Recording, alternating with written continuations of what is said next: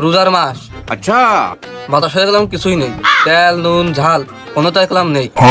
এই পেঁয়াজের এই কালি বাদে কিচ্ছু নেই, বাজার এসে করাই লাগবে খেলাম। বাজার করব পকেটে তো টাকা নেই, বাজার করব আবার হচ্ছে যে এটার পানার কাজ করেছি সেটা হাতও পাইনি।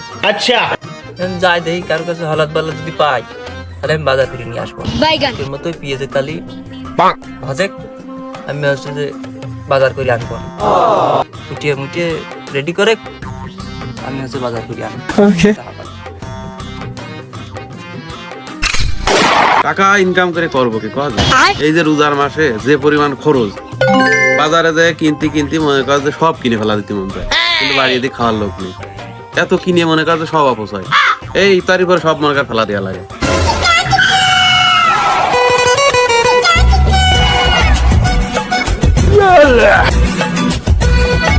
কি কব ভাই বাজারের কথা শুনে, বাজারে যে কিছু কেনবো না 8,500 টাকা বাজার কুড়িয়ে ফেলেছি। আর কি কেনবো, এই রোজার মাসে প্রচুর খরচ হয়।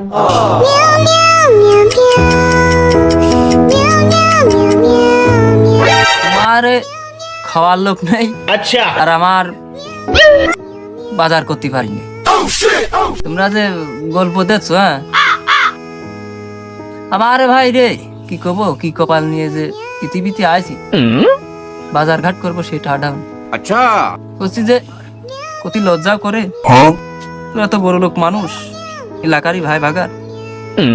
বলছি যে সবখানি টাকা হবি নি আল্লাহ ভাই। এমনি তোমার হচ্ছে আমার মতো বড় লোকের মানুষের টাকা তোমার মতো গরিব মানুষের পেটে সহ্য হবে না, বুঝেছো? টাকা পয়সা চাইও না, যদি পারো বাড়ির সামনে যায় না বিকেলের দিক এক মুঠ সুরা এক মুঠ মুড়ি দিয়ে দেবো না।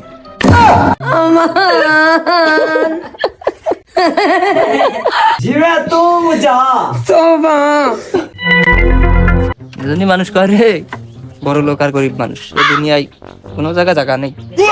টাকা পয়সা দিয়ে কি হবে, আজ মলি কাল 2 দিন, বলছি টাকা করে করতে নেই।